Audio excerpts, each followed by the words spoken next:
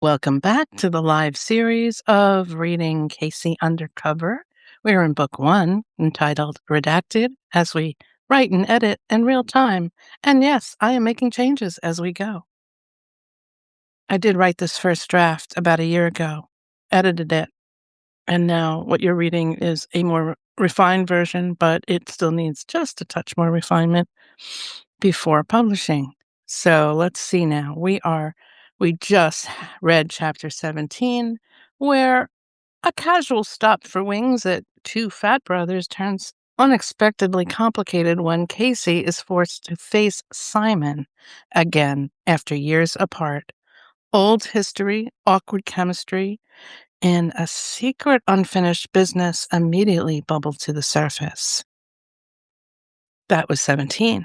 Now we're moving on to 18. Okay, chapter 18.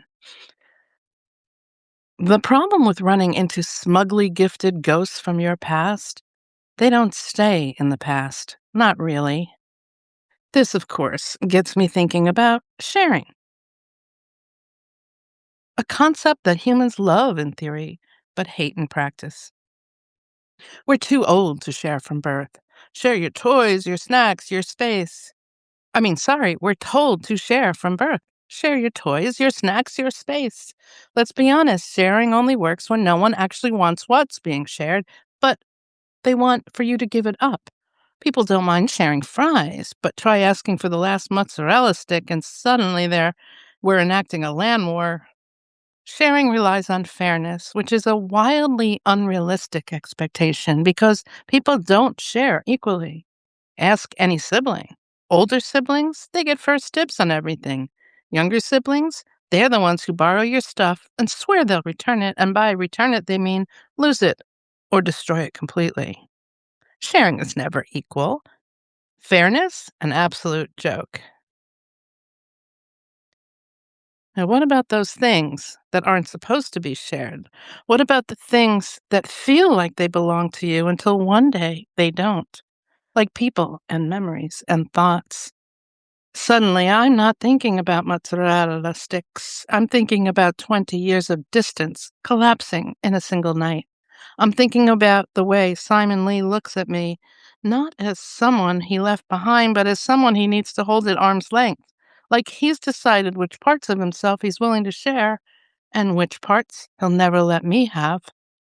I let out a short sigh, dragging my fingers through my newly fluffed hair. Because here's the thing about sharing that no one tells you. Sometimes you don't even realize you want something until you see someone else holding it.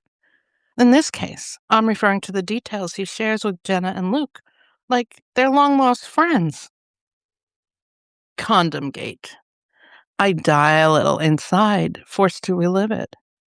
Luke slowly turns to look at me like I'm visiting royalty and says, "You were Condom gate?" "The star of it," Simon corrects with a hint of a sneer. "Not the rubber version." Oh, Luke guffaws uncontrollably, something like a water buffalo with a head cold, or somebody sniffing helium. I can't decide which.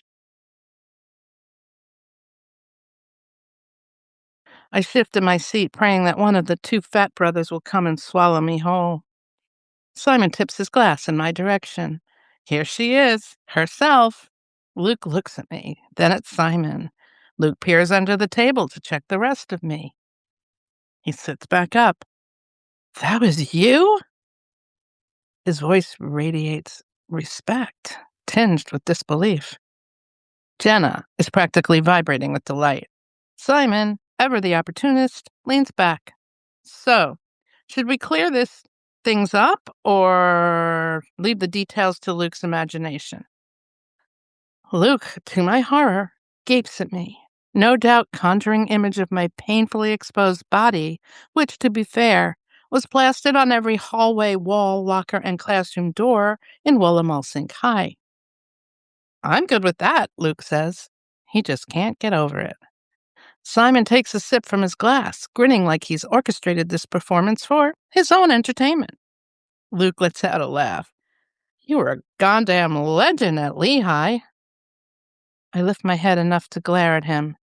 You didn't even go to school with us, Luke. You graduated like 5 years earlier. Luke shrugs, enjoying this way too much. Doesn't matter. The story got passed around like M&Ms. Someone drew you in our senior prank book. Jenna gasps. Someone submitted an illustrated version? Simon, who has been far too smug for someone who had an equal hand in events, says, You should be flattered, Leighton. Not many people achieve immortality at the university level. It's an honor. Luke leans in, still way too amused. So, you and Simon went to prom together, and then what? You coordinated the incident? La incidente?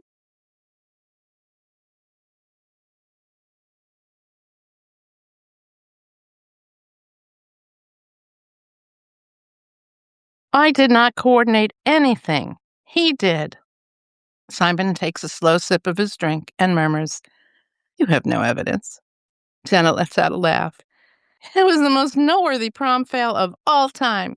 A full-on soap opera. It all started because Cayce's date with... I kick her under the table and shoot her a look.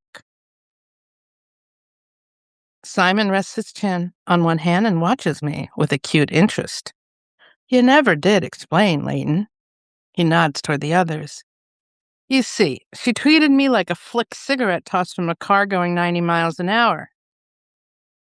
Luke raises an eyebrow. I don't move. Because where do I even start? With the fact that my runaway dash across the golf course behind the country club, soaked, barefoot, and blind with horror, was completely without clothing? Not that Simon cared that my image was added to condom balloons and plastered around the school, or with the fact that I, for one brief moment before everything imploded, thought I liked him. How many condoms do you actually need for one night, Simon? I demand. With you, apparently, none. I lift my glass and drain it, wishing I'd ordered a triple. I'm miserable, not just from the replay of my embarrassment, but because Simon is so gosh darn fetchingly and singularly attractive. A half Asian Ken doll with arrogance. He looks good, not in a flashy way, but in an effortless, weaponized kind of way. It was impossible not to notice how inhumanely sculpted he has become. His mother, whom I remembered as a sharp-tongued Filipina, used to regard me with hostility when I showed up at their house for our claymation project. She no good, she'd holler to let me know that she recognized the trap I was setting for her son. Not that it mattered. I was there for a school project, nothing more. At least I thought I was. His mother's warm skin tone and soft features, fused with his Grecian father's impossible heightened stone-carved features. Okay, I said that twice. Face produced a maddening symmetry, dark, fathomless eyes, and the kind of unearned authority that makes people lean in, whether he's right or not. It doesn't stop there. His hair is perpetually mussed in a studied, careless way. His clothes hang with artful indifference, designer grit, stitched at a premium. Even his posture carries a quiet claim. When he rises from the men's room, he moves with an offhand laziness that suggests the room adjusts around him. Maybe Simon Lee was always an insufferable show-off. I just didn't have the maturity to see it. I sigh too loudly. Simon zeroes in on me as he returns to the tuck casually into the pockets of his $500 Veritas jacket. Sorry, I'm putting in that price. Leighton, he says smoothly, sliding into the booth. What exactly do you want from me? Jenna jumps in before I can start, rattling off the situation with her usual flair before landing on the important part.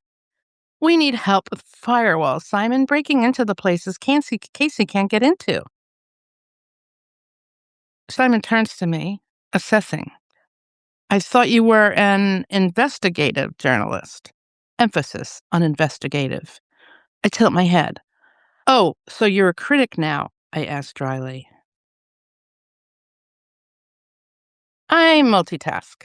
Luke snorts. Simon shrugs, unbothered. I'm between companies. Sold the last two, now on to a third, as you may have heard. He nods toward Jenna, since she keeps bringing it up. Jenna shrugs. It annoys Cayce, which is a bonus. I glance at Simon, who leans forward, elbows on the table, his gaze unwavering. I avert my eyes. He's too sharp, too knowing, seeing more than I'm willing to give. I don't like the way he's making me feel, pinned under the weight of his attention, caught between wanting to pull away and wanting to see just exactly what he's trying to get at. Why are you actually here? I ask suddenly. Call it my mom nagging me to spend more time nearby. The way he says it, like he's waiting for me to react. I hold his gaze, refusing to bite. A beat passes. Simon taps his fingers against the table, once, twice. I'm here to take a look. Jenna pops off a delighted laugh, like she just won at shooting arcade ducks. Luke leans back, watching. I don't move, because if there's one thing I suspect about Simon Lee, is he doesn't do anything for free. Then suddenly, I'm thinking about sharing again. Not the kind we learn in kindergarten with neatly divided crayons and playground rules. Not the kind where you give away stuff to the Salvation Army because you never wanted it in the first place. I'm thinking about the kind that leaves you with less than you started with. The kind where someone takes something that belongs to you and that you want. Maybe that's why this moment unsettles me, because this is the part where the giving part of me starts. Jenna and I have shared questions, clues, late nights spent chasing ghosts and decrypting files, making forged notebooks and uncovering pieces of something bigger than we expected. We've shared the moment when I zeroed in on my family name in the notebook when neither of us knew what to say. We've shared the realization that this isn't theory, but real. Now, Simon is here, which means I have to share something else.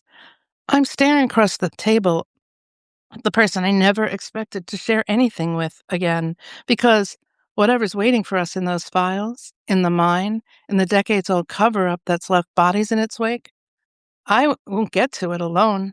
I do realize this now. For better or worse, we've shared this thing, however big or unwieldy it turns out to be.